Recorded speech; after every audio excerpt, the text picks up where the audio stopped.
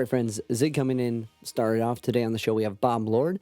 Bob is a man of a ridiculous amount of talent. He is a bassist, composer, producer, and head CEO of PARMA Recordings. And I know a lot of my listeners are out of Ohio. You may be thinking, Ohio Parma? Not Ohio Parma. Parma Avenue, Hampshire. And that's the smallest way I can sum up his career. It's ridiculous and expansive. I try to do an absurd amount of research when I'm talking to somebody, and like Bob's just baffled me. And it shows. It shows in his personality. He was very exciting. He's a very fun person to talk to. And in his music, it bounces everywhere, just like he does. He's always in movement. And there's something to that. Always being in movement keeps everything fresh and keeps the brain going, keeps you constantly thinking and coming up with new ways to handle new situations and having to learn. Bob has a new record out called PLAYLAND ARCADE, and it's his first solo record. This is a guy that has access to endless amount of recording opportunities for himself, and this is his first time doing his own record. It's a really cool like concept record that hits so many different genres in like a 4-minute song. There is not a lack of artistic integrity found anywhere near this record. I highly recommend it. We're going to play the tune Yo Soy Miguel off PLAYLAND ARCADE.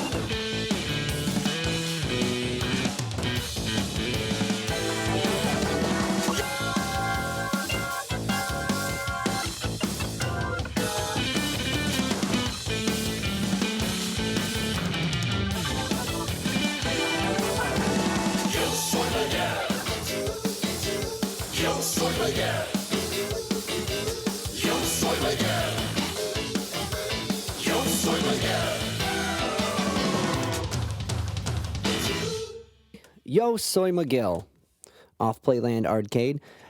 Super fun, catchy tune. It doesn't do justice by itself. You got to hear the whole thing, PLAYLAND ARCADE. You got to hear the whole thing as a piece and hear where it fits in.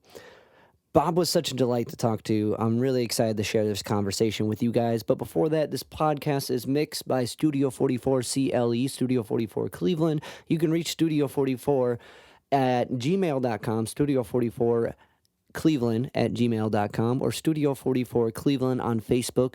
You get to a guy named Jay. If you want your podcast to sound this good, or if you have a band you want to record, some solo records, if you have maybe a stream you want to do and you don't know how to do it, if you have a video you want to look and sound good, Jay's your guy. He can make it happen. Also, if you can like, subscribe, rate, review the podcast on all the podcast platforms, it helps this podcast get shared and helps me keep reaching out to cool people to share their insights with you guys. Without further ado, Mr. Lord. That's really interesting. You know, I ran the community service program at my high school when I was there. So I ran it for 2 years. And so I was coordinating, like, I think it was about 300 kids and just volunteering and everything. And my time was spent, my personal volunteering time was spent in nursing homes. No way. So yeah, yeah, Nice. I love the elderly, and yeah, so I have a lot of background in that, and I think they're difficult places to be. I get it, but boy, it's so wonderful to bring some sunshine into those places. For sure. What Yeah, were you doing there? What was just spending time, just just volunteering and okay. and talking to folks, and yeah, yep, It's crazy how much that helps, right? Just having yeah, someone to talk to, having someone to yak at and hear your stories and how yeah. important that is to just life. I couldn't agree more, and it's interesting because my day job, which is a whole separate thing entirely, but CEO of a music company, a lot of the artists I work with are old. I had a conversation with one of my good buddies. This guy, his name is Yehudi Weiner. Yehudi is 92 years old, lives just outside of Boston. He won the Pulitzer, I think, about 20 years ago. He was the president of the Academy of Whoa. Arts and Letters. He's a genius composer and a genius piano player. And by the way, he's sharper than you and I put together right now. I mean, and that is not an exaggeration. Yeah. He's still, I think, peaking. And so we're talking. I made him some food. I like to cook people food and shit. Like, it's a nice thing to do. And so I made him some food. I dropped it off. He called me up, and he's just like, "Oh, Bob Alardo, it's so amazing. You give me this great food all the time. What the hell?" And so we're talking. He's like, "It reminds me of the time when I was in Rome." He said, "It was 1953. It was me, Igor, and Salvador." And I said, "Okay, Yehudi, hold up, hold on. You, Igor, and Salvador." He said, "Yeah." I said, "Stravinsky, Igor Stravinsky." He said, "Yes." I said, What? "Salvador." I said, "Salvador Dali." He said, "Yeah, of course, Whoa. Dali." I said, "Okay, continue." I mean, and so it's, to have access to these people. Right. This is the source. This is Right. the source material, right? So cool. That is so cool. Yeah. What were they like? Where'd that story go? You can't leave off on that. That's this. We're now starting. This is how this is going. We're going in with Sure, sure. that. Like, I think he was telling me about it in the context of, like, musical analysis and talking about, like, sound and art and all of this. And I think, where the story evolved was also just talking about these guys a little bit as people, and yeah. how, they were just as interested in talking about the coffee as they were about talking about the chords and the harmonies and the paint, which is, I think, a really interesting thing to keep in mind, that these people that we perceive to be, titans of their field, they're Right. regular guys, right? Yeah. They go through the same things we all went through, and it was fascinating. But again, to have, like, a personal connection and to be able to get right back to the source, that to me as a musician it's so important. And I remember I had another conversation with an artist that I produced for quite a while. Good friend of mine. His name is Richard Stoltzman, Mhm. Grammy-winning clarinet player, one of the best clarinetists to walk the face of the earth, and certainly one of the most influential. And we made a ton of records together over the years. And he was telling me about an issue, and I believe it was Bernstein's Sonata for Clarinet and Piano, and he was going to record it for RCA. So this is back in, I think, maybe about 15 years ago, maybe a little bit longer than that, actually, maybe 20.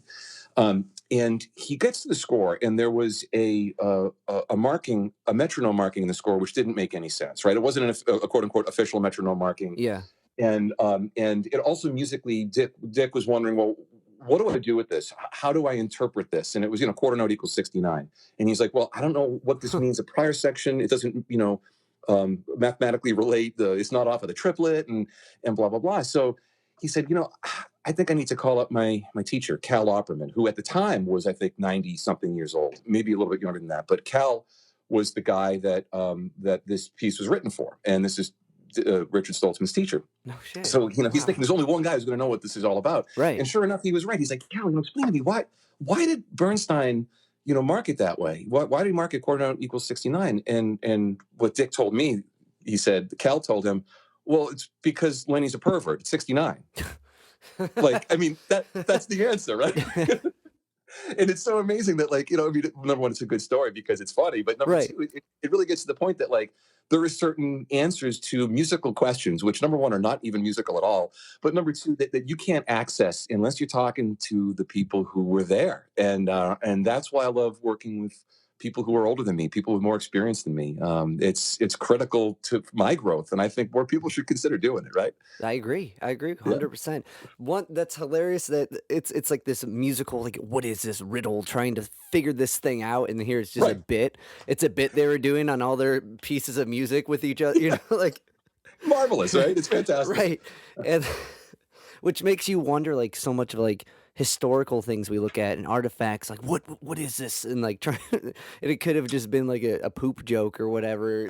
Oh Like yeah, man. Well, it's interesting because I backed my way into classical music, professionally, right. and I backed my way into all this stuff. I'm a rock and roll bass player from a young age, right? And I did not start to play Bach when I was 3 years old. My parents didn't stand over me making sure my hand position was correct. That's not at all how this happened. Yeah. So, I backed into it and I just followed my ear the whole way. And here I am. I've ended up, with this kind of crazy career that I didn't expect to have that has nothing to do with my hands and my bass guitar.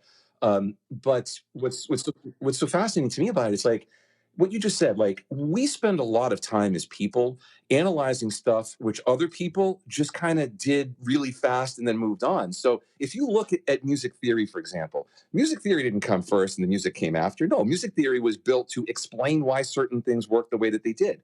And I was just doing some reading the other day. 'Cause I'm always reading. I'm always researching about musical stuff and everything. Anyway, I was deep in a rabbit hole, and as I'm reading this stuff, like What were we reading? Like I was reading about like just some of like the pitch set theory that okay. Schoenberg was using, stuff like this. Okay, Things which interesting. I don't use and I wouldn't want to use, Right. but Right, but because it's a headache and it's all math and it's so yeah, it's not really my bag, right? But anyway, I'm reading about it, and the whole time reading about it, I'm like, huh, this is so fascinating because this is so much effort to describe something, right? And I think that way so much about even like music, which can be pleasing to the ear, pleasing to the eye, pleasing mathematically, pleasing musically. But at the end, it's got to be like the musical part that's the most important, not the explanation of all the musical stuff, right? So it's interesting, and again, coming to this much later in life than most people do, I think, who end up in classical music. So it's been an interesting journey for me, that's for sure. Well, put a pin in that really quick. But like the Schoenberg stuff, like it's super. It's like just how you said how it mathematically that is pleasing. Like having this like Yes. these tone rolls and these pitch sets, and like you can visually see it and it makes sense that way. But if you'd listen to it, you would have to have done the intro course to even Yeah. begin to appreciate it because it's so out there. But it's one of those that's kind of like one of those things where it's like, this is really cool if you're in and you put the time in to explain how this makes sense. But Yeah. Yeah. it's that stuff's fascinating because like it takes like a certain intellect to care one, not even just hear it out. You know what I mean? Like it's definitely like the getting into the weeds and appreciating the formulaic Well, approach to it's making interesting. things. Totally, man, totally. And I think about food a lot. I love food. I cook, and food is a big part of my life.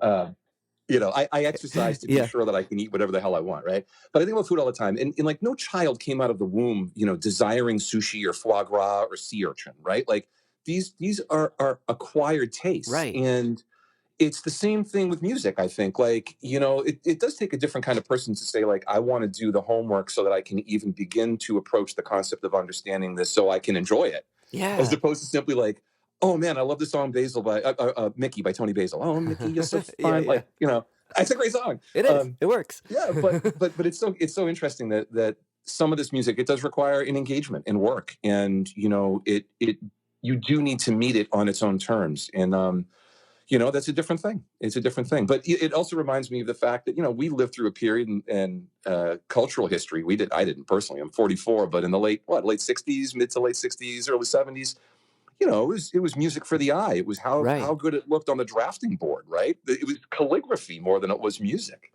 I'm glad that we've moved away from that. Right. No, that's the food analogy. That's a really good analogy, and I think that falls into all different subsects of music. But let's kind of get caught up. So, Sure. with music in the family, what did that look like growing up? What was mom into? What was dad into? Well, both of them, neither one was a musician. I have no siblings. No one in my whole family was a musician at all. My extended family. My background, I'm of Italian heritage. My nana, she came over from Naples, and I think they were always like singing under the grapevine and that kind of stuff. So there was a definite awareness of music in my background. I loved oldies growing up. I can remember hearing the Four Seasons at a very young age because Italian, and Wow, what great music! Like those vocals and the arrangements and everything. And oddly enough, weirdly, I actually got to have a dinner with Tommy DeVito, No one of way. the founding members. Yeah, Yeah. yeah, members. He just passed recently, but a mutual friend of ours, he set it up, and we all went out to dinner. And again, talk about like learning from the source. Like Yeah. you're sitting across from a guy who was literally there at the birth of rock and roll. Astonishing. Yeah. Right. So anyway, that kind of stuff informed me growing up. My parents didn't have like heavy musical tastes at all, so I kind of heard a few things here and there, but I was really like a radio kid. And then I remember we had a bunch of records when I was a little boy, you know, Funky Town and all this kind of stuff. But it was when I really heard the Beatles that things really opened up for me. And I heard them at a very young age, probably 4, 5, 6, in that ballpark was when I really started to get into them. And yeah, listening to the Beatles in, I think, really in particular, the Blue album. You know, they had these two compilations, the Oh, Red and the okay. Blue Yeah, yeah. compilations. Yeah, The blue and was the Blue, that was the later, right? Or yeah, 67 to 70. right, Yeah. right, right. So the first tape of the two blues was, I think I must have worn through, you know, what, 4 or 5 of those as a kid, and I just loved all those tunes, that late 60s stuff, I Am the Walrus, Right. Strawberry Fields, Penny Lane, and hearing McCartney, hearing those bass parts, these wonderful, you know, examples of counterpoint, which I had no idea of about at the time, just unbelievable playing, and that really caught my ear. And then it was when I heard the Who play that I said, well, this is what I want to do with my life. I heard Entwistle, I heard John Entwistle, the bass player, I heard Pete Townsend. I said, this is it for me. And from there, it was pretty easy to keep going. Well, the Beatles, man, that first, like that later half there, even in the earlier half, right?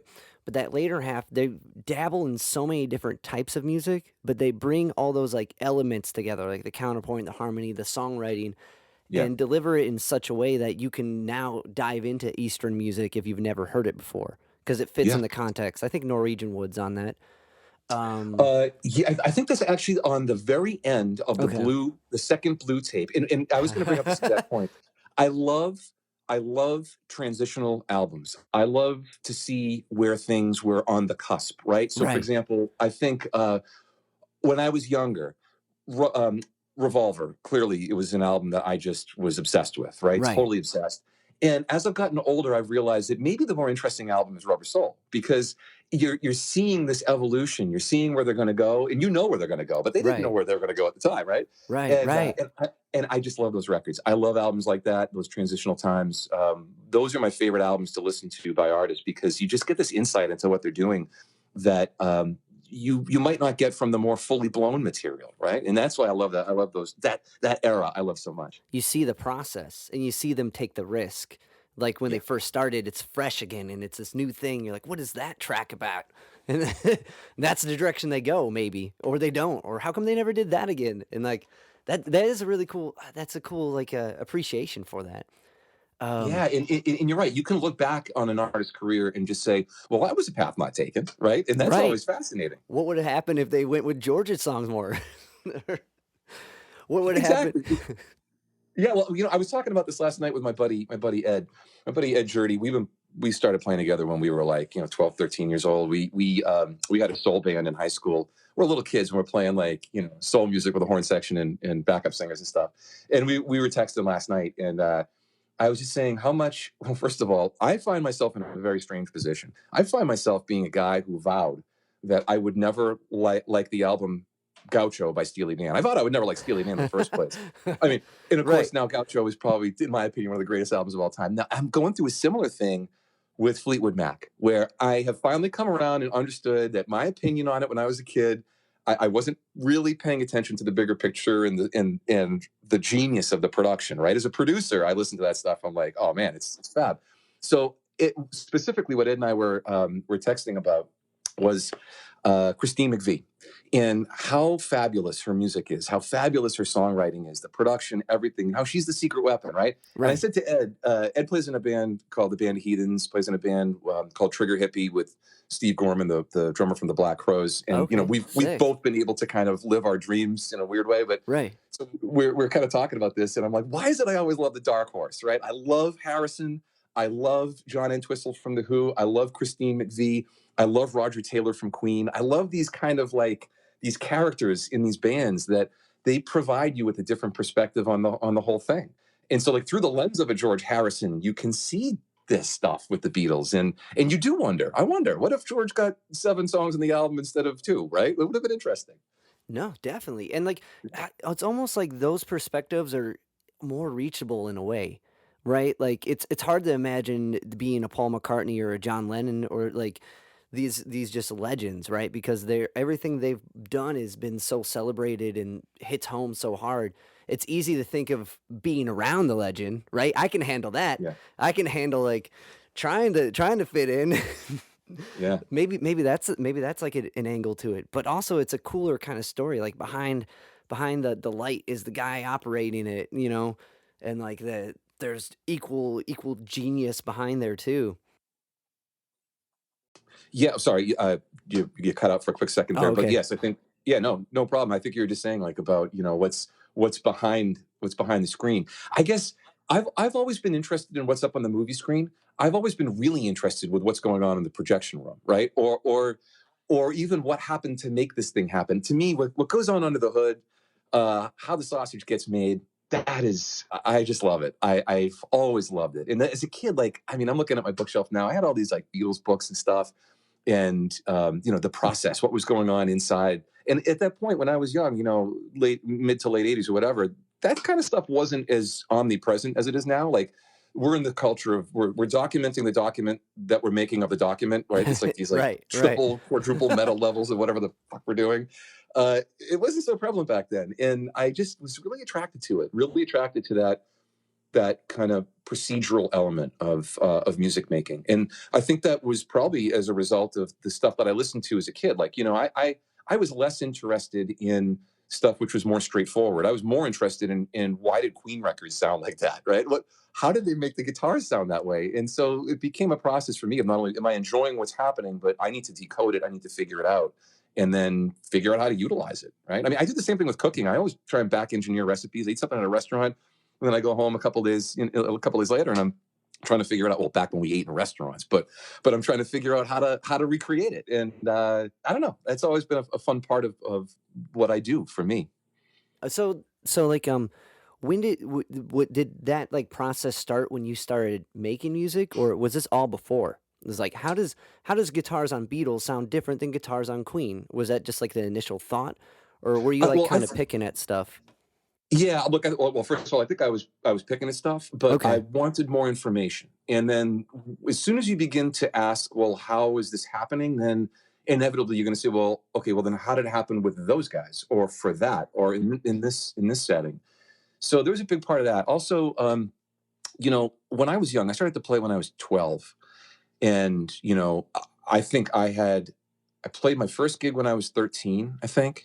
Yeah. And I began recording when I was, I think 13, 14 in that ballpark. Okay. So to me, the process of capturing sound was kind of right at the same point of my development as learning how to produce it just afterwards, right? So like, I learned how to make sound, and then I learned how to try and capture it and to manipulate it. So to me, those things have always been part and parcel.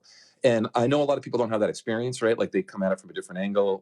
In classical music, clearly, like I meet young players who have never recorded who can do things technically that I could never even dream of.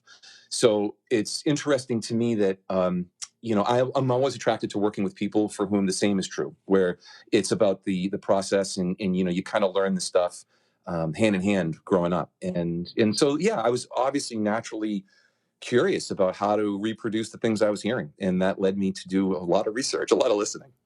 Gotcha. Was it always bass, or did you start with guitar?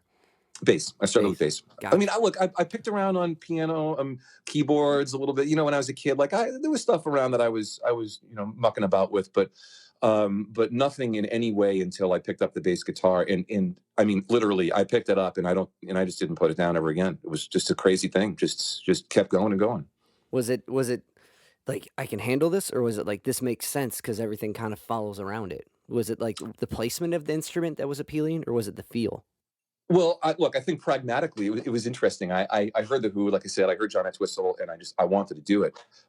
Pragmatically, I had a ton of friends who had just started to play the guitar, and I'm like, huh, well, Okay. how come no one's doing that? And listen, my dad taught me a really great lesson when I was very, very young. He basically said to me, he said a lot of things, but one of the great things he said is, you know, if you're not afraid to make an ass of yourself, the world is your oyster. And Solid. I took that to heart, right? He also told me, when you see a line, don't get in it, and that also has been a guiding principle in my life. I mean, because it's natural, it's human nature, right? Right. Like, people, they see a line, oh, I should go get in the line. That's got to be the way in. Right. It very rarely is that the only way in. And you even see it if you think about traffic lights, right? You know these roads where it's one road, it splits off into two at the light. Maybe the market is there or whatever, and then it kind of, you know, goes to two back into one after the light. Next time you go through one of those, see how many people are stacked up in that left lane, not even thinking that there might be another way to kind of get through the light faster. So to me, you know, I always kind of was just trying to go in a slightly different direction and figure out, well, what can I do that feels right and that I can, where I can contribute, right? And what was really interesting was that at that point, in my class, right? So this is, we're talking, I went to high school from 1990 to 1994. So just before that, you know, was when we all started to play. And in high school, we had so many kids who were successful later in life in terms of in musical careers. Ed was there, my buddy Ed Jurdi, guy by the name of Will Daly, who has a wonderful career out of Boston. In high school, I started a band that went on to become the band Converge, which is one of the, you know, more popular kind of hardcore bands. We had a band in our class, the class below us, called Piebald, had a wonderful touring career. So there's been a ton of these folks who came out of this environment that, you know, it was a little bit of a crucible in that high school where there was competition, there was collaboration, your friends, your enemies, you know, I mean, Right. you're doing stuff. And what is weird is that so many people took it so seriously at such a young age that it meant that it projected us and propelled us into these amazing musical careers. It's a very unusual upbringing. And I guess the last thing, you know, about the upbringing that I think was kind of seminal for me was that when I went to go take bass lessons, my teacher saw right away that I just was not as facile right away at you know, the kind of theory aspects of music or reading it or whatever, but I could play. My worked. And he's like, you know what, we're going to focus on this because you're going to come back to that other stuff when you want to. And he was exactly right. So I learned how to really play and play well, and then be able to attach the meaning to it, as opposed to I learned the meaning and the theory first and then tried to learn how to, you know, use it. So I think all those elements, they all kind of came together to form what I do musically and where I am now. I think that's the best way to learn, right? Because Yeah. as a kid, or being younger, in your teens or whatever, like nothing's more boring than, all right, first string. Here's in your case, the bass clef. Here's the quarter notes.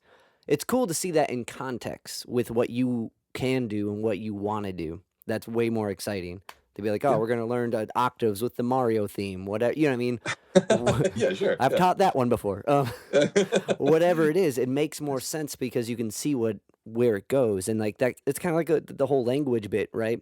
I don't Yeah. know if you're hip to Victor Wooten's whole philosophy of music, but like that you already know how to speak and convey. Like learning like how to write it down can come later.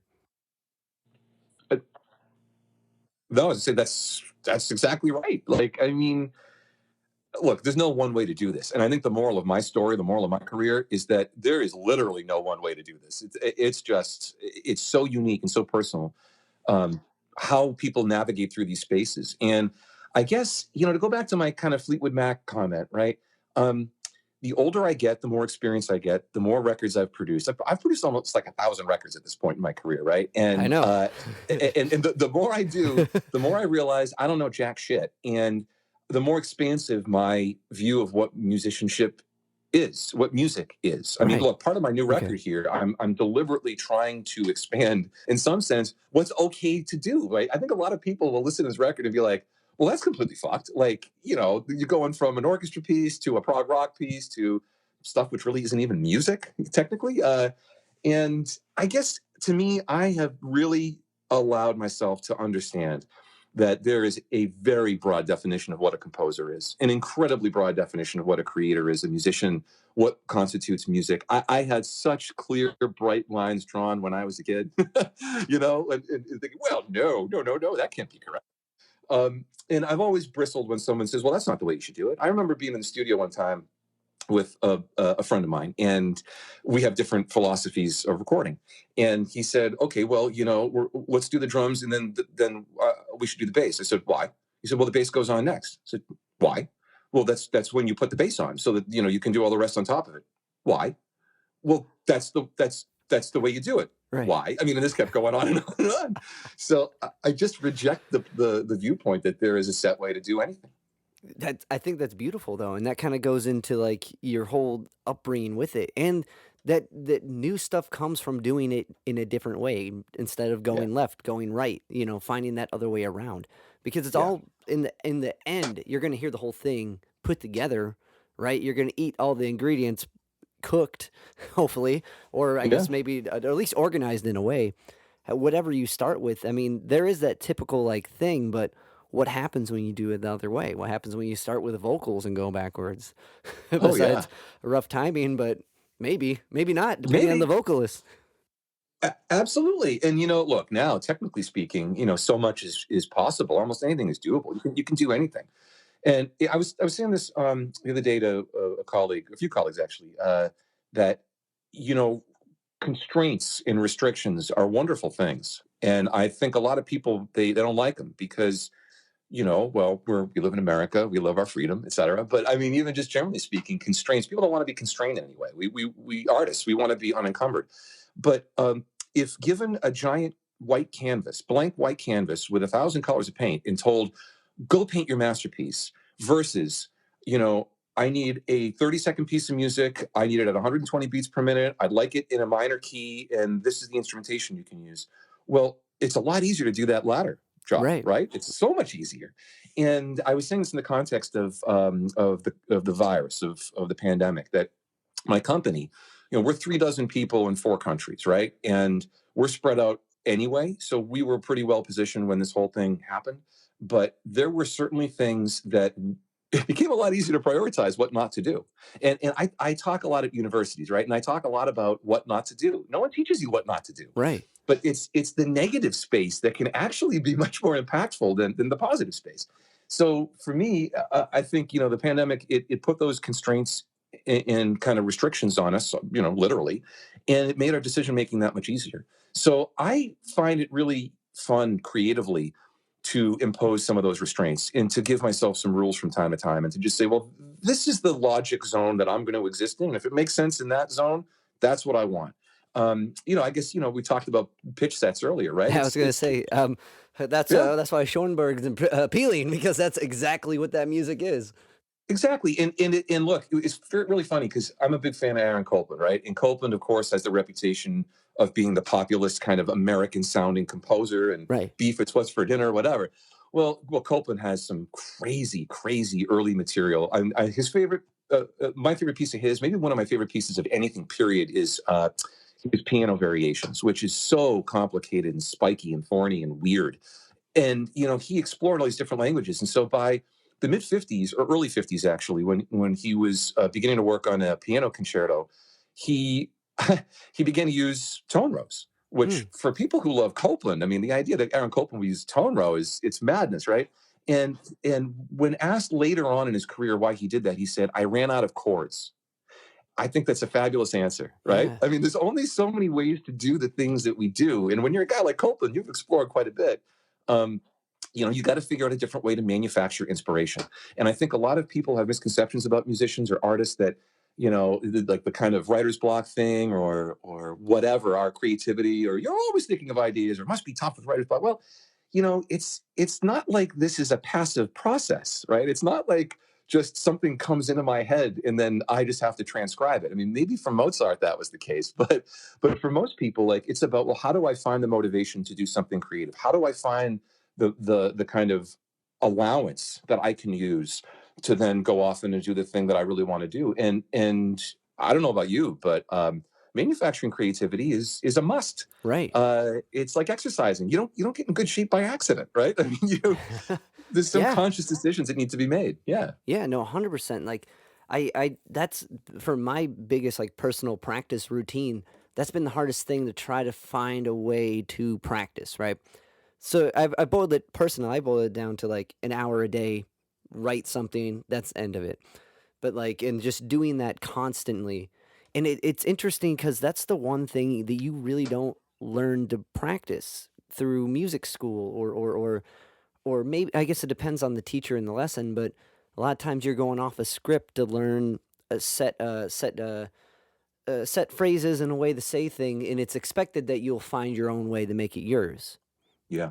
And like Yeah. I agree 100% with what you were saying, and like it's not something like there's that kind of like a mythos that, oh, inspirato, it will strike, Right. but and it will. That's life. It will. Yep. Life happens. Something's cool. It strikes you. You're over caffeinated and you're driving. And you just start thinking of words and you put them together and now you got a song.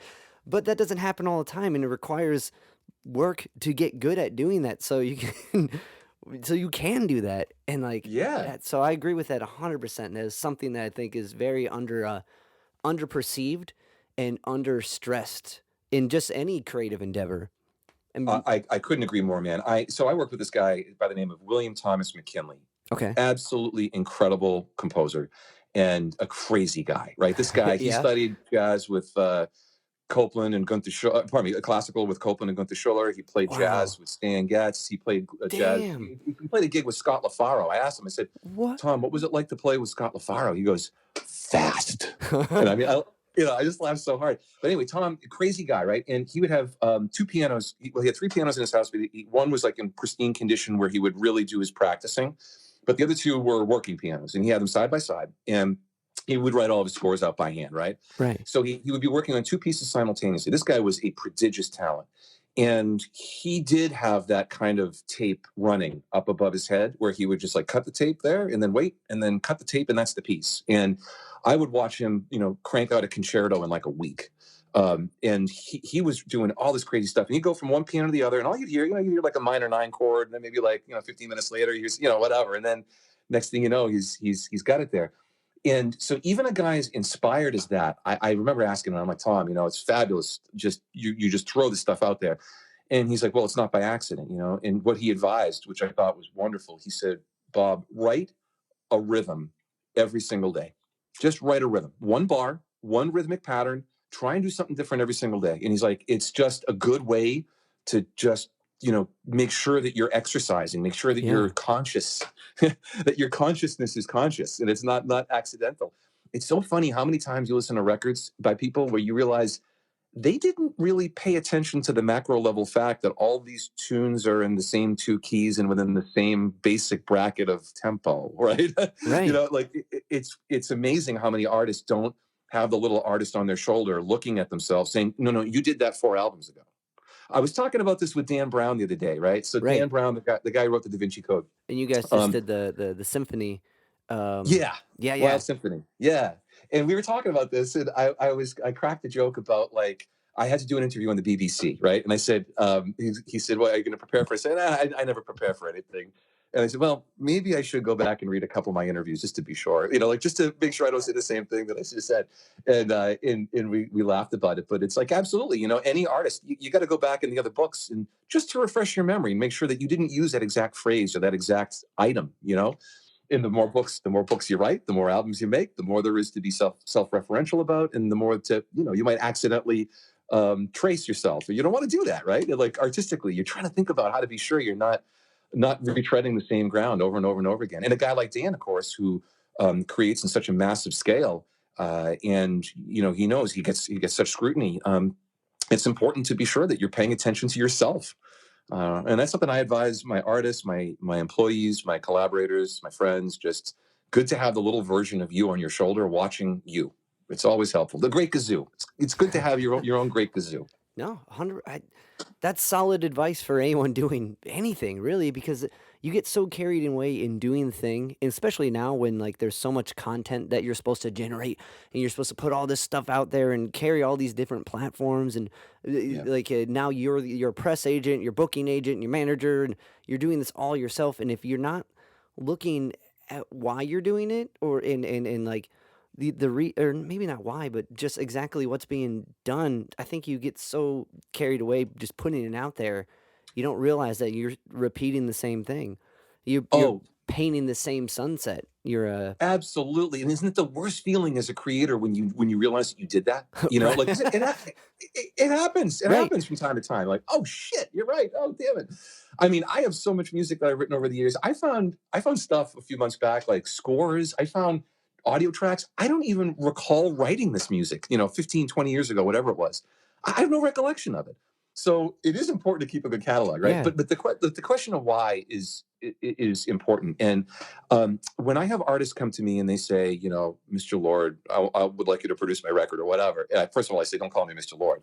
But the second thing I ask is generally, why? Why are you doing this? Why would you want to do this? And if they can't give me a good answer, then I'm going to send them back to do their homework. right, And I advise students on this an awful lot, which is like, it really is important to understand what the motivations are for you yourself, and I mean, it can get a little self-helpy at points, because I like to make people understand that you definitely need to be in harmony with your own desires, your own like artistic like desires, basically, because it's like a boat or a ship. Like if you're off by a fraction of a degree, that can be corrected really rapidly in a short amount of time if you have to, but that compounds over time. So if you go, an hour and you're off by a fraction of a degree, that's going to be a problem over time. And that happens to a lot of people artistically. So I'm always asking, like, why? I think I'm also always asking, well, what's the definition of success? How would you define down the road when we're looking back on this project together and holy shit, man, that really worked? Well, what is it? Because everybody's needs are so different. So I have artists who, they want to get interviewed on the radio, or they want to get more performances, or they want to get their music used in a licensing capacity, or they want to sell records, or whatever it is. right. But unless I ask them, unless we actually have that conversation explicitly, then there's no way that I can fly the plane and get to where we want to go if I don't know where we're going. Exactly. And I think, for people who aren't CEOs or who aren't producers or who aren't putting out whatever it is, 8 records a month, 10 records a month, you still have to ask that question of yourself when you are making anything. And I really feel strongly about that so many people, they just glide through life and they're not actively engaged, and life is something which is being done unto them as opposed to them doing life. Right. And I know it's a lot easier when you're a guy like me, and you're in a socioeconomic bracket that allows it, and all the rest. I'm hyper conscious of that, and specifically, in the classical music world, for example, where so many people have not been given opportunity. But that's why I do what I do, is because I want to help to make those opportunities for other people other than myself, and to activate the people who maybe have been letting life do them as opposed to the other way around. That's it's interesting how many people claim that, like, if you're looking at a guy holding a hammer, how many people claim they're the hammer, like they're the Yep. tool of someone else's actions, and it's a Yep. lot easier, I think, for the person in general to be like, well, I was late because blank, you know what I mean? It lets off responsibility and it allows that coasting to feel okay. And it's really it's a lot more work. It's a lot more work to analyze and jump in and figure out why you're doing, for you know what I mean, just even the job you're at, why you stuck with it. And Yeah. or okay, you want to do a thing, but how can you use where you're at to get to do that thing? Like, I don't. There's probably a way to find out how to make your career as a classically trained cellist work when you're working at Target. You know what I mean? There's got to be some way. But Yeah. it's Yeah. it's taking that, like, mindset and figuring it out and, like, asking those hard questions. And, Yeah. Yeah. it's Well, weird, almost like with in to some degree, kinda going back to thinking about writing a rhythm every day and always being aware of coming up with a fresh thought or saying something new. So much of, like, a certain style of playing becomes small talk in a way. And that's okay. yes. You need some to engage into a larger conversation. You need the cliche licks. You need the Indiana bebop to be able to play over the changes. But like a lot of times it just stops there.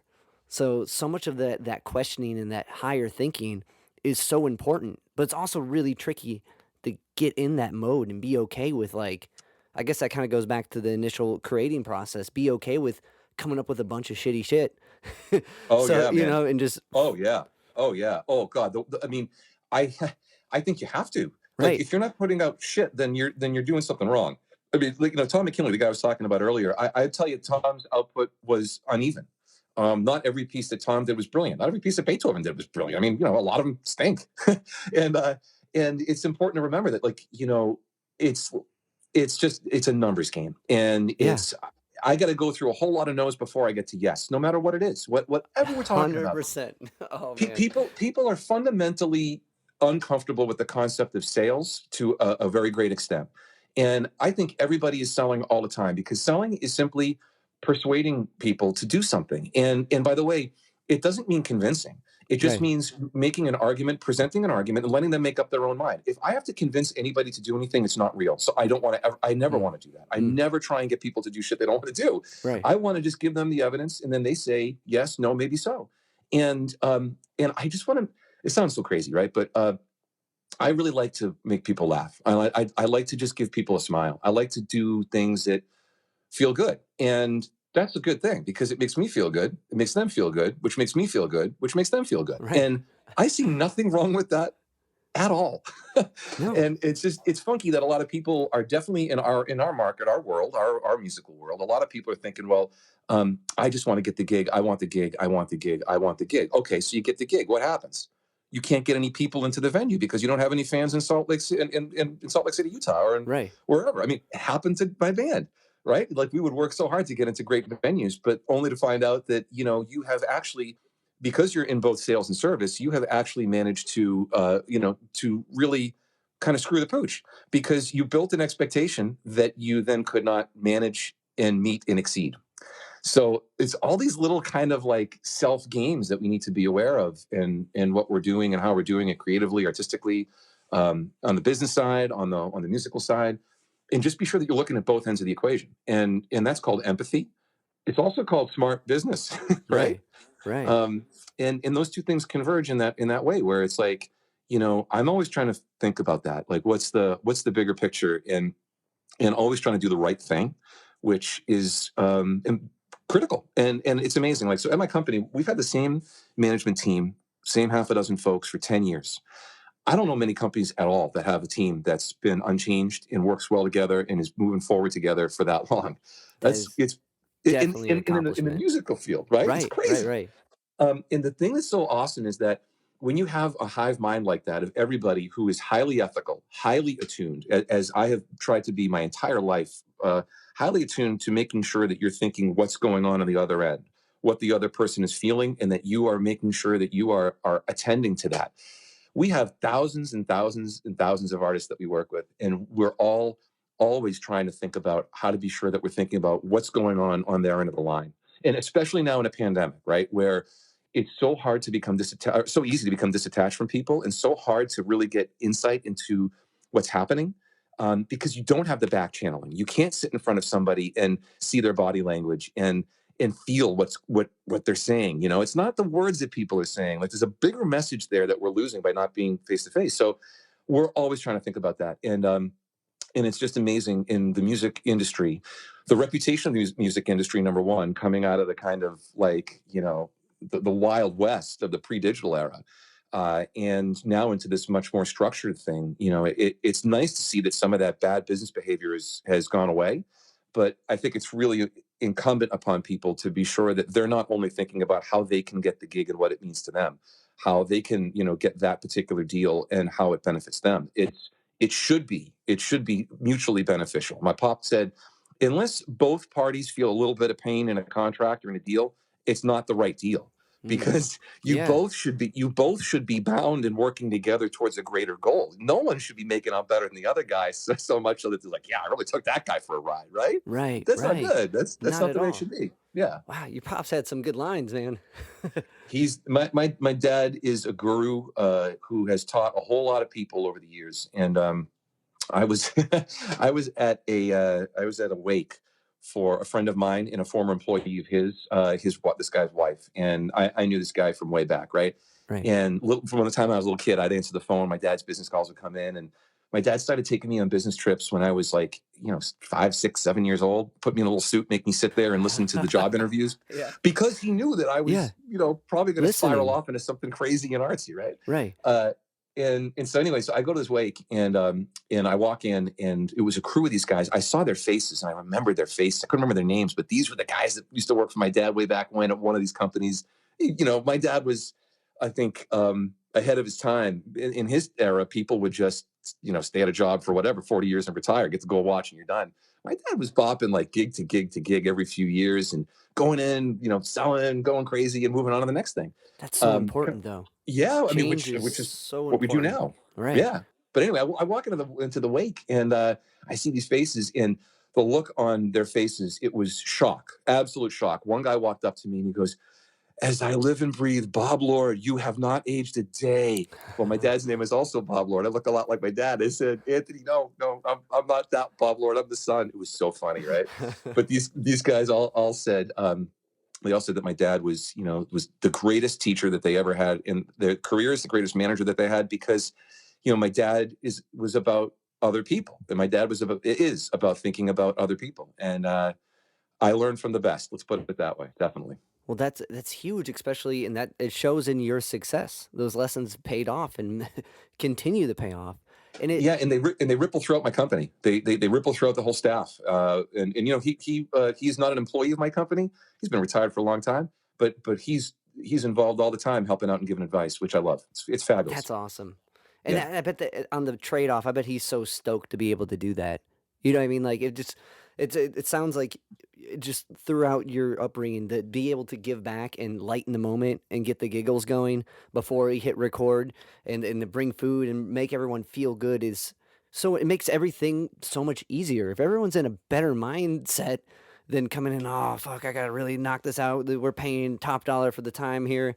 And like, you Yep. know, that pressure is there and understanding that and being able to make it a light moment, making the lights a little rose tinted. It's so important. It makes it so much easier and makes that connection. People, I imagine, keep coming back because of that. That is 100% true. I think environment, atmosphere, all these things are paramount. Paramount. This is my philosophy as a producer, right? Is to make a good space, to make a fun space, a safe space, a space where you are giving your artist explicit permission to fail, right? So I'm an only child, CEO, bass player, composer. I could be a complete fucking egomaniac and be in my own head all the time. But you know, it would be easy for me. So what I learned in the course of my kind of evolution as a CEO over these last 13 years, which, you know, I've never been wheeled into a company at a C level, right? I built my own C level, so it's a very different experience. And what I learned is that unless I give people active, explicit permission to fail, I have not done my duty as a manager. You need to say you can fail. It's okay. There's nothing that you can fuck up that I cannot unfuck. Right. That's what I actually say to my staff. And it's interesting psychologically the difference when you give that permission to people, right? And I can think of a really great example in the making of this record. So the drummer on this record is a guy named Jamie Perkins. Jamie plays in a band called the Pretty Reckless, and they were just up at the top of the Billboard charts a few weeks back. They put out a new record. They're doing an amazing job. And this is a band led by a woman by the name of Taylor Momsen. Taylor, she had an acting career. She was in the Grinch movie when she was a little girl. She was in TV Oh, show okay. Gossip Girl, Okay. Yeah. Yeah. and you know, and now she's spun into this great music thing, right? Right. And Jamie's got a great gig, and he's great for it, and he's great at it. And you know, what an amazing feeling to go travel country to country back in the pre-virus days, and you know, and play in these, you know, many thousand person theaters, and opening up for Soundgarden and whatever, like Sick. all this Yeah. crazy shit. It's amazing, right? Right. But it's difficult too. It's a job. When I first met Pete Townsend, the first words he said to me were, "I have a day job. It's called The Who, and it sucks. I want to be doing what you're doing, right?" And in that moment, my head just goes, "Oh, that's What? same shit, different level," right? Right. Like, and so with Jamie, so of course, I think a lot of people will look at a guy like Jamie Perkins and say, you know, this is the ideal gig. Well, number one, listen, it's really important to know it is the ideal gig, but it's also a job, and there are things in everybody's world like that are hard and difficult. The grass is always greener, kind of concept. Remember, like that boat looks wonderful. It's a beautiful yacht, but guess what? If you got a yacht, you got yacht problems, right? I mean, Yeah. it's what happens. It's part Right. and parcel. So with Jamie, you know, when I brought him in to do the tracks in this record, like I really believe in a really fun environment in the studio, and I want to be sure that like it's the right space. So he came in, and I think we were recording Yo Soy Miguel, which is I think the second or the third track on the record, something like this. And it's a tune that I wrote actually because actually the whole story of this is really fascinating because it touches on something you said earlier, right? So the inspiration. After I talk to you, I'm gonna go have lunch with my buddy Tony. There's a deck outside in Portsmouth here in New Hampshire on the water. We're gonna go out there. We're gonna get a beer. Tony was over at my house. I don't know, quite a while ago, probably a couple of years ago at this point, and he just, I started kind of like humming something, and I'm going boom, boom, boom, boom, and Tony just said the words "Yo soy Miguel." And Okay. I said, "Holy shit, that's funny!" And I just started to chant it and chant it and chant it. Well, I had to go to Cuba. I think it was like at the end of that week or a couple of days after that. I was going to Right, Havana right. for work, right? And we're going to record down in Havana. And the thing came into my head like Athena coming from the head of Zeus. It was fully formed. It was in there, the structure, everything. I'm like, holy shit! And I went into my studio in my house and I banged out the demo for this whole thing, right? So I go down to Cuba. And I'm like, I said to a couple of my staff, one of my buddies, guys that are down there, I'm like, listen to this track. What do you think? And they laughed and they're like, that's pretty fucking funny. And I said, why is it funny? I don't know why, but they're like, it is. So I realized it was like one of these tracks, like, it's a novelty track. It makes no sense. It doesn't mean anything really. And there's no broader structure here, but it's just a fun piece of kind of sugary, upbeat pop music. So Right, it's anyway, catchy. It's catchy. yeah, right. It's a great way Right? to roll into. Well, let's kind of dive into Playland Arcade since we've kind of snaked our way into it. Well, actually, let me just finish this one thing because Yeah. it's exactly about the record. It's how this record kind of really came to be because this is the first track that we ended up doing together for the record. So I get Jamie in the studio and I say, "All right, you've heard the demo that I recorded before I went to Havana. You've heard the whole thing. Go in there and go play." So Jamie, he goes in and he plays what I had. Like he played what was on the demo, and he came back in. He's just like, "What do you think?" He's like, I tried to do exactly what you did," and I said, it's perfectly fine. It's exactly what's in the demo. I said, but it's not at all what I want. I want you. I want to hear you play. I want Jamie Perkins on this. Like I don't want the guy that has to do what's right for the song, right? Because that's your day job. I want the Yeah. Jamie Perkins who's going to go ballistic all over this thing. I said, Jamie, go back in there. I said, I want you to play like a petulant child. I want you to play like a spoiled, petulant child. He looked at me. He's just like, you want me to play like a spoiled, petulant child? I said, yes. He said, that's the stupidest production direction I've ever been given in my life. I said, perfect, go. Now go and do it. Go in there, play like a baby. And he went in. That's what he did. He played hard, he played angry, he did fills, he's knowingly playing fills across the stereo field that go differently than you would think. And it was like, I said to him, okay, go do the thing that you're not allowed to do in any other setting and have fun. And I think as a producer, that's the best gift that you can give any musician. It's the best gift you can give any collaborator is to say, safe space, don't be afraid to fail. It doesn't matter if you make an ass of yourself. Just go be you, right? And I'm so glad that he did that all over this whole record. And I think you're hearing Jamie being Jamie on this album, and I'm really happy with it. And it's tight. That's it's so interesting because you go into the gig, right? And you are trying to fit the need for the person. And normally you can't go in and be like, well, I'm working on this type of whatever, like, and throw it in there because you're trying to, you get in the headspace that I'm here to do the job. I'm here to be the best the country sound guitar player I can for this record. So that's all I'm gonna give you. I'm not gonna do any of the not any of the bebop runs or wherever. I'm gonna stick to what you're expecting. And to be allowed to do that makes it it makes it unique and it allows that person to be them. And I agree 100%. I think that is the best like leeway you can give someone as a producer. It really is, and That's so cool. it's a good technique. It's a good strategy, but it's also the right thing to do if you're a certain type of person, right? If Right. you like, I guess what I feel about this record is I consciously made a decision to, as I said to you before earlier on in the conversations, like to kind of expand the definition of what these things are, what this is, of what composition is, of like if I don't play on it, and if I am merely giving a theme to a player, and then the track is a rhapsody on that theme. Could I have been said to have composed the piece? Did I co-compose the piece? If I created the conditions for something to occur, what does that mean? What's the definition of that? Right. And I'm really fascinated by that because again, like as a CEO, my job has become much less hands-on than it was 13 years ago, 10 years ago, 5 years ago. It's much more working through others, which I'm not a natural manager. I'm not trained. I'm an English major. I have no training in business. I have no training in music. It's just a different way of doing things. And this record was very much my embracing of that kind of concept. Dreadnought, my band, we've been around for 25 years. We have a new record coming out this summer. And we are players, right? We Right. get in a room together, It's we tight. play, we write tight, we compose, we work. It's the product of our hands and our brains in kind of real time. And I felt like my experience in classical music, my experience in jazz, in world music, whatever, like, I'm in the studio with my arms folded, and I'm making sure that this whole orchestra is doing artistically what we want to have done. That's a very different experience than being in the studio with your drummer and your guitar player, and you guys are layering on tracks like Queen, right?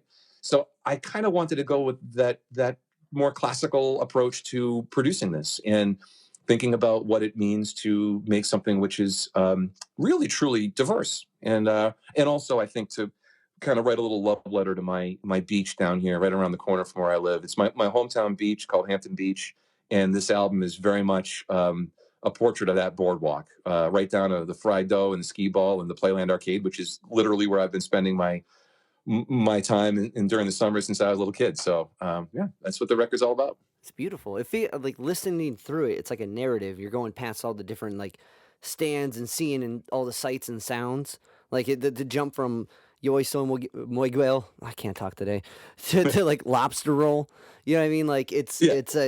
it's what you would see going through that, and I think it's beautifully executed, and it's an interesting concept to touch upon. Like it does. You made the conditions for it to happen. Like Yeah. but when a farmer makes the conditions for corn to grow, is it he made the corn, right?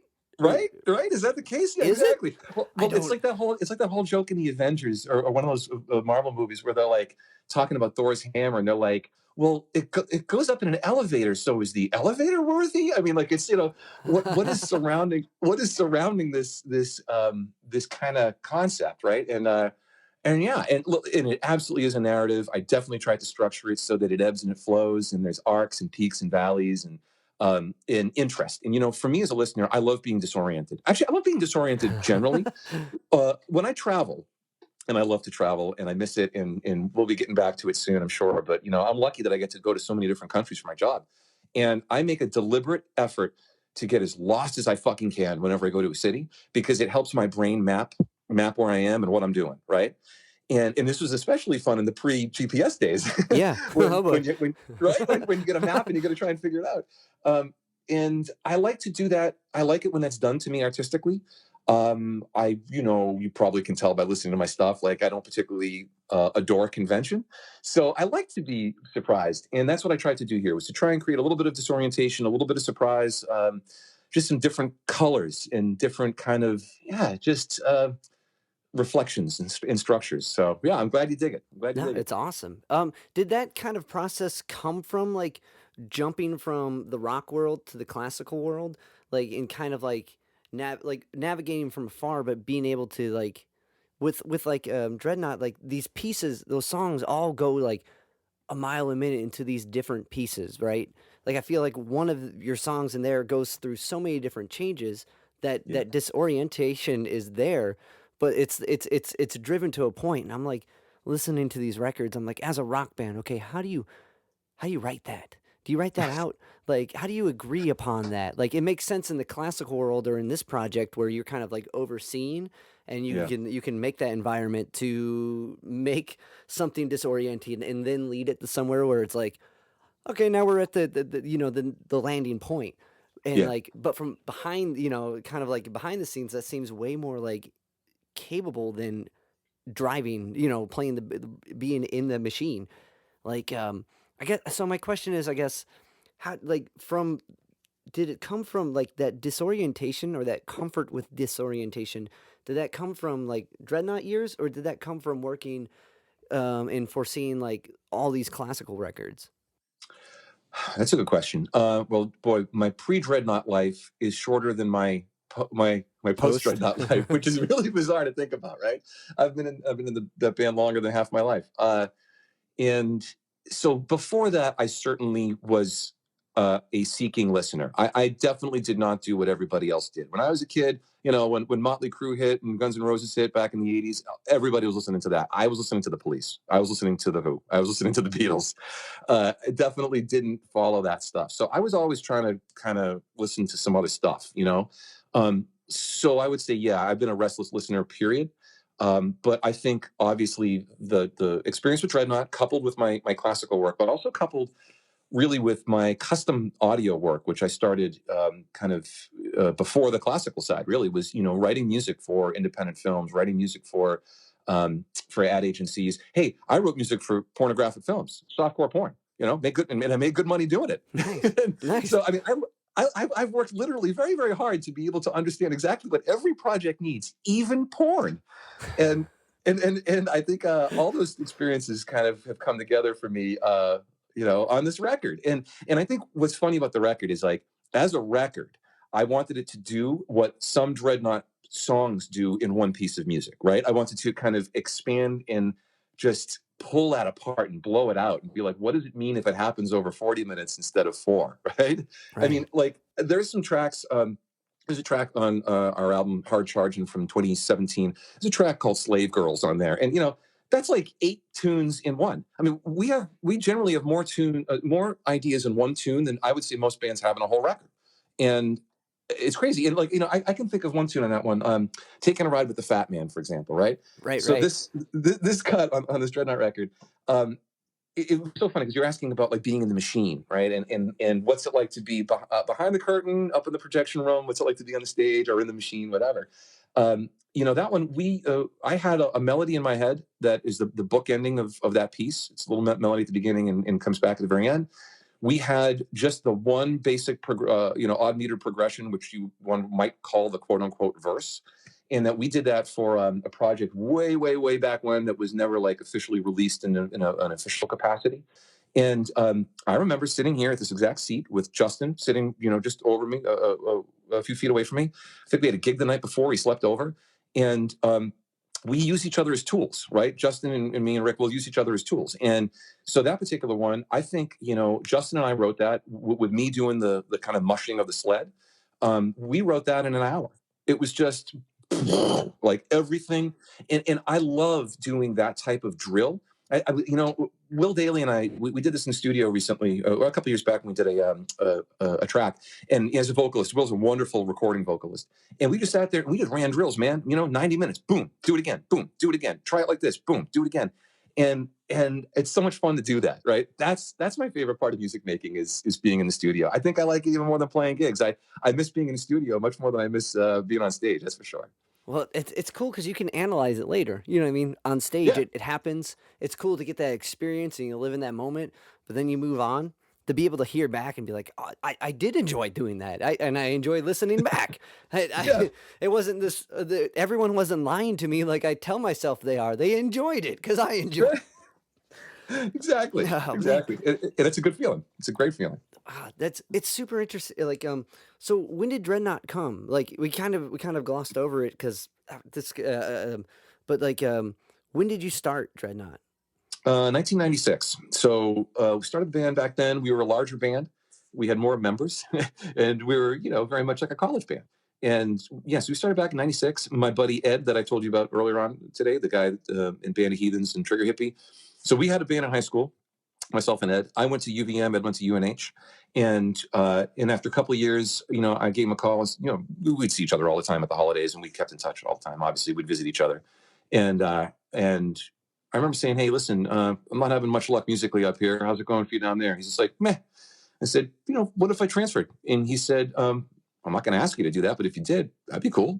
So I transferred down to UNH, and we started playing together, the two of us. And right away, within about a month or two, we ended up grabbing a few other people who were interested in playing. A drummer that we met named Rick, who's, of course, still the drummer in Dreadnought. And we just kind of started to go. And the band evolved a little bit from there. Justin kind of came into the picture in, I think, 1998 or so. He had his own band, and we kind of merged the groups, and then it ended up being distilled down to just me, Justin, and Rick in about the year 2000 was about that time. And yeah, the three of us have been cranking it out ever since. And we don't do what we used to.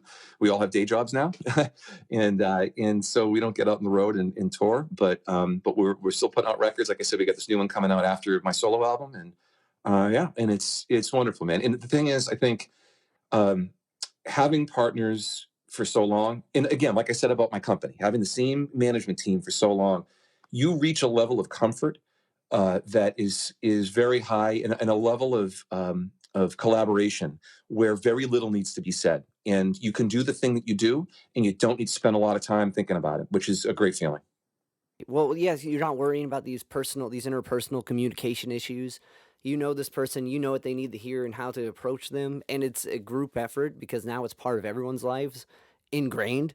And I just think that speaks miles on just how you handle running a company and a business and a band like that. And a band is kind of a business. Yeah, yeah, So in 2000, Jeff came into the picture, right? That's when you guys like started recording as a three piece. yeah. Justin, so we did. Let's see, we did one, two. Well, I mean, We did two. Jeff from Red Fez. Oh, Red Fez. Oh, forgive me, Jeff. Oh, Jeff Feinberg. Oh, yeah, man. So Jeff Feinberg. Jeff is my very best friend in the whole world. We are brothers. We became best friends when we were 1 year old. Our parents were walking us around the same neighborhood, and they started to talk, and the two of us just started to like reach out towards each other. It's like a fucking movie, right? He's the most unbelievably great guy, and so Jeff and I, we started a band in high school, the band that went on to become this group, Converge. Okay. And so Jeff, he went up to school up in McGill in Canada, and he continued to play and to perform, and finally got out of it after a little while. And around that time, we were talking, and he was just like, hey, listen, I want to get back involved something, in the business, and I want to be doing stuff. And now he had heard me and Rick and Justin play, and he's heard everything I've ever done. I've heard everything he's ever done, right? I mean, we're best buds, and so he was like, yeah, man, like this new record that you're putting together, it's so cool. He's like, well, what if we put together a label so that I could help you to get the record out and to do some of that under the hood work while you guys play. And I said, hell yeah, man. And so we made this album, The American Standard, in 2001.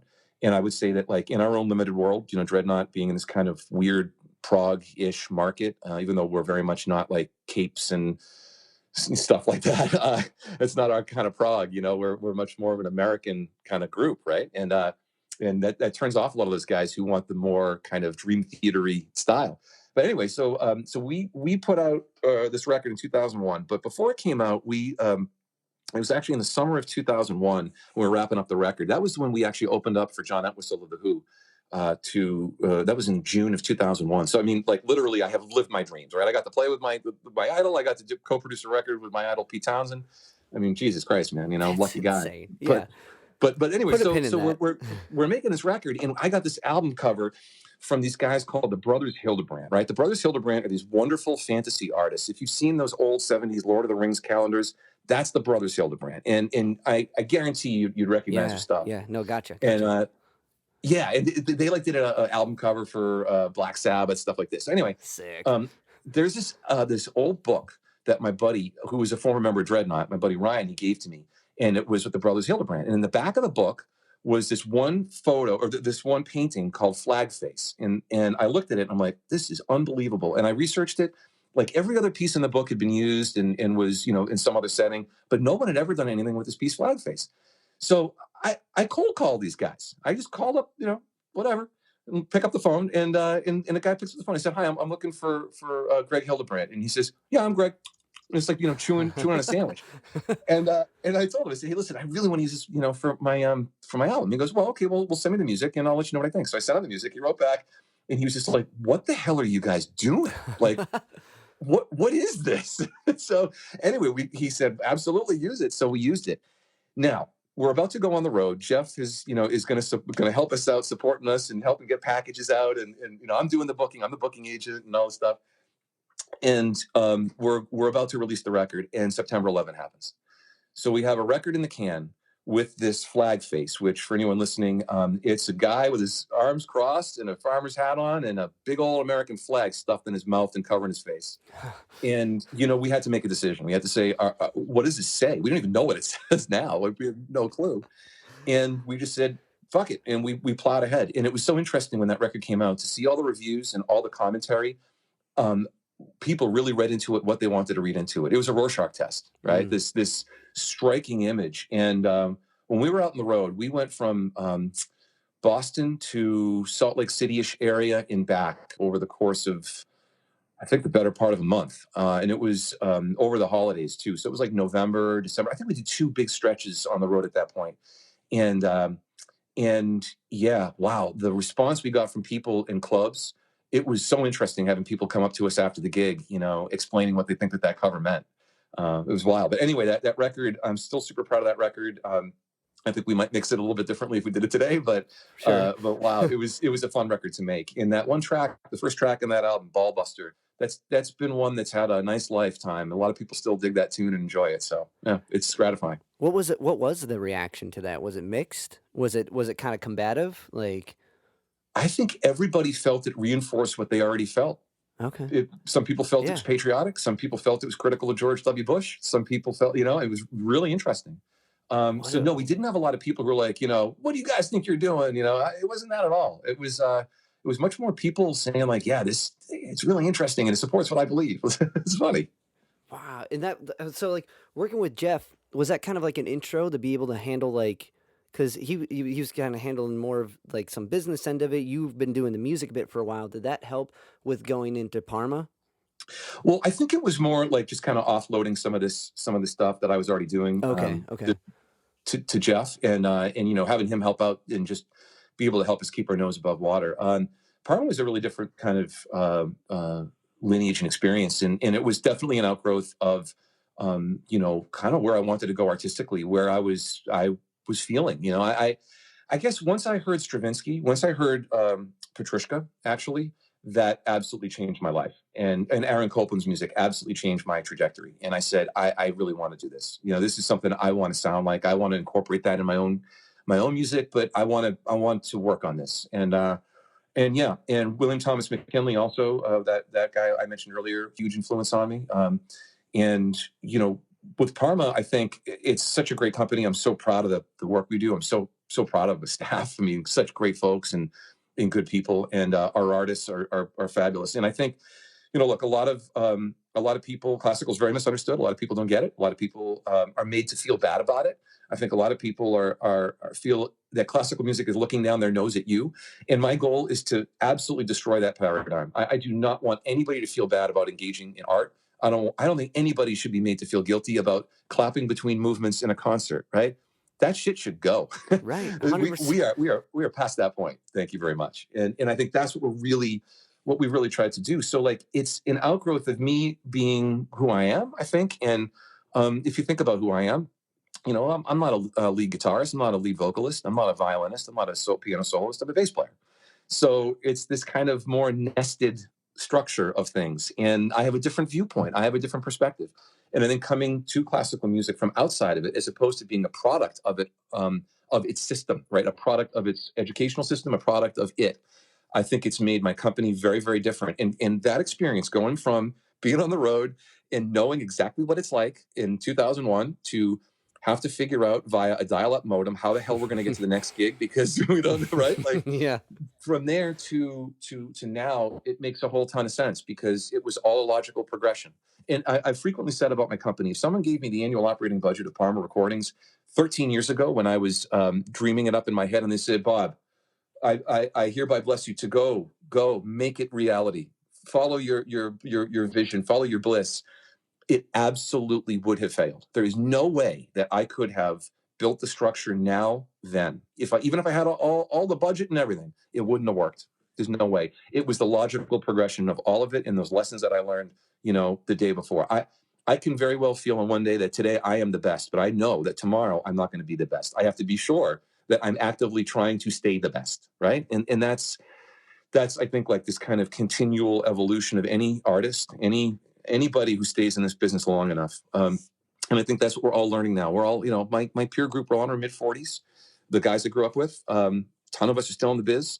And the further you go, the more you really realize how hard it is to stay in and what it takes to stay in. And then the people that are in, they also know it. So you're not wasting your time with folks that are playing a fool's game. And that's what's been really fun about getting to be in my 40s. I think of something growing older. It's knowing that the people I'm working with, they're going to know my language, and we're going to be able to do good work a lot faster than we were 20 years ago.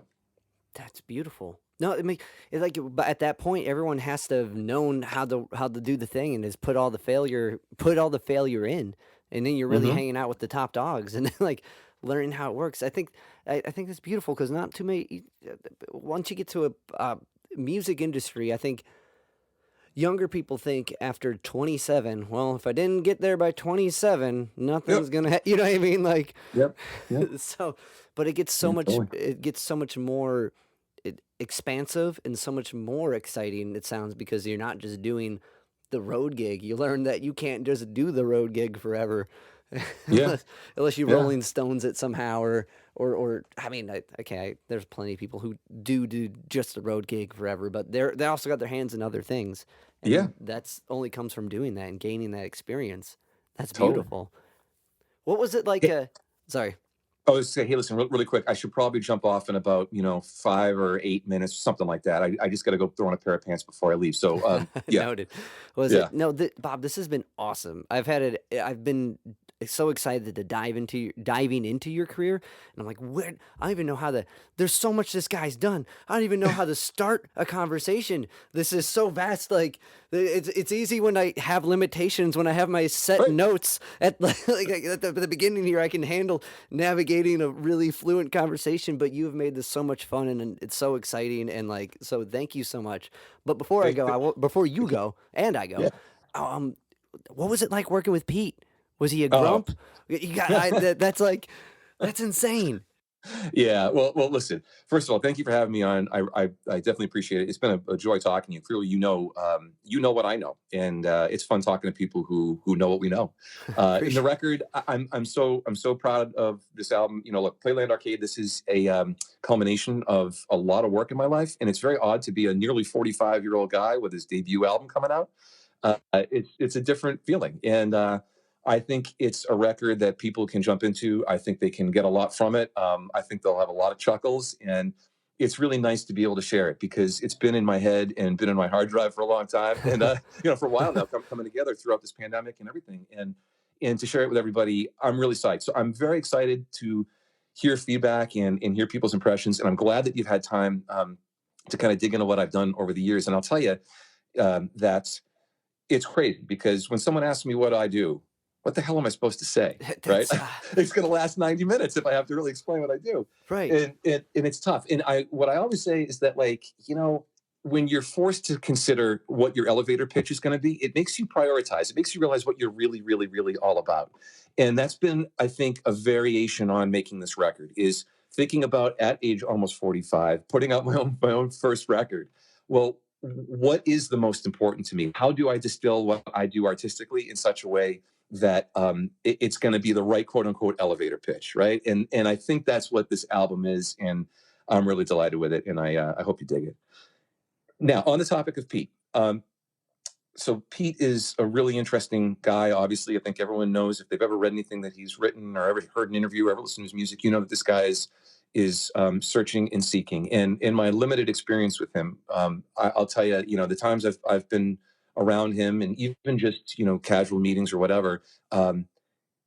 In those times, it's been really heartening for me as a fan, for me as a guy who got to work with his inspiration, or got to sit there and have these conversations. He is as searching and seeking as I believe he probably was when he was a 20-year-old kid, and I think that is so gratifying for the fan and me to be able to meet a guy like this and to hear that he is as dissatisfied, he is as ambitious as he always has been. That's inspiring. I That think is. that's an amazing experience for anybody to have, and I'm lucky to have had it.